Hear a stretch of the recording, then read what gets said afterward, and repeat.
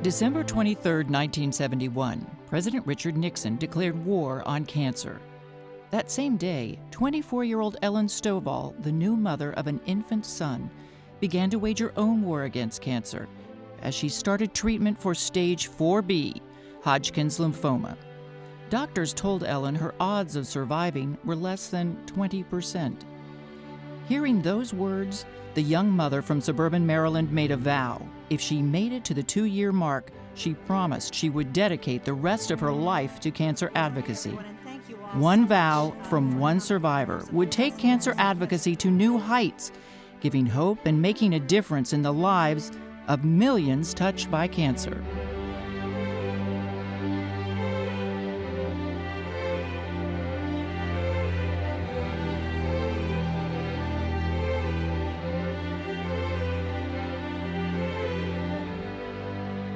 She is not someone who takes up a cause lightly. She embraces it, she breathes it, she lives it, and she puts it out there for everybody to understand. I was actually a founding member of the National Coalition for Cancer Survivorship, and as the organization evolved, it became clear that we needed to have a Washington, D.C. presence. And Fitzhugh Mullan, who had been very instrumental in the founding of the organization, said, well, I have the perfect person to head up our Washington office. And she certainly lived up to everyone's expectations. Clearly Ellen had organizational abilities and a sense of mission and an idealism that kind of buoyed her every action. So I think aside from helping get the organization going, the other most brilliant move on my part was grabbing Ellen and putting her in harness and keeping her there.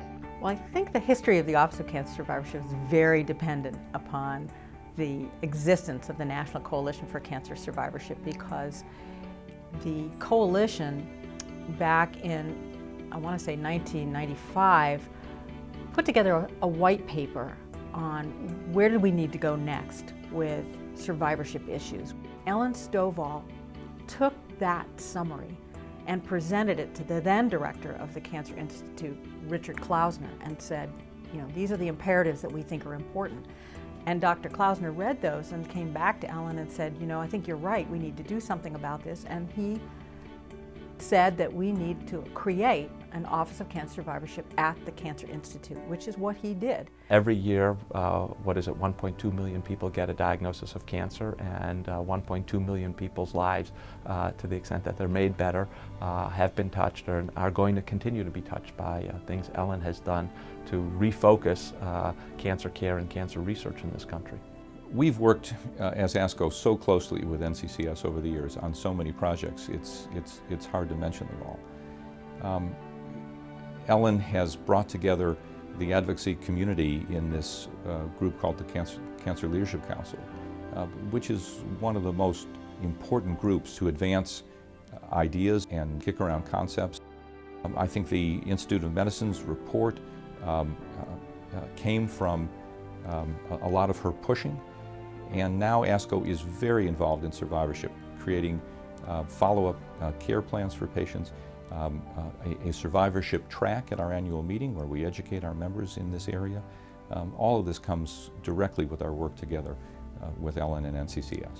Ellen understands that while one person receives a diagnosis of cancer, the illness is owned by the entire family. She's really been a courageous voice in calling attention to the need for people living with cancer to get full attention to their comfort and quality of life, their physical, emotional, social, and spiritual needs, as well as the needs of their families. She has really enabled us to bring the creativity and the energy of palliative care to begin to really meet the needs of people throughout their journey with cancer.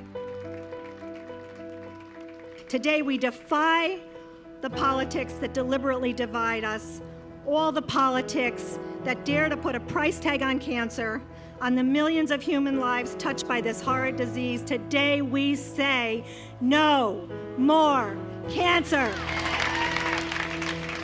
Her goal, or one of her many goals, was to make sure that people didn't feel like they were victims to this disease, and to make people understand how to live with the disease and how to live full, incredible lives.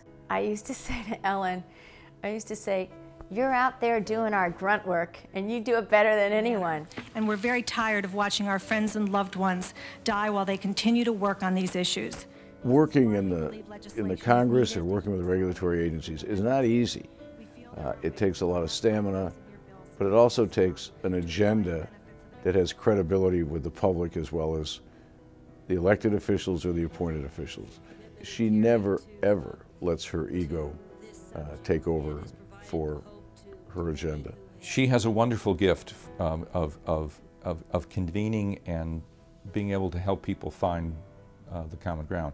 You know, she is just so likable. No one has a bad word to say about Ellen. We talk about leadership, and we talk about leaders, and generally people, when you talk about leadership and leaders, they think about generals and football players and that sort of thing. No, when I think about leaders, I think about Ellen. It's hard to find someone who's more passionate than Ellen. If she's making a commitment to something, she does it 150%. There's no way of stopping her. Ellen is everything. She is the NCCS leader. She's its cheerleader. She's provided its vision, its drive, its focus, and she's accomplished all of that with just a very stunning level of integrity for the patients and for the cause. God bless Ellen Stovall and NCCS. I mean, what a gift they've given to anyone challenged with cancer and their families. She has been one of the most important figures in the last 20 years of really advancing quality of care for people living with cancer and their families. Ellen Stovall is a hero in America today. She is truly a great American. I am deeply privileged to also say she's my friend. She has accomplishment after accomplishment, and I know, thank goodness, she's not done. There will be more in the future.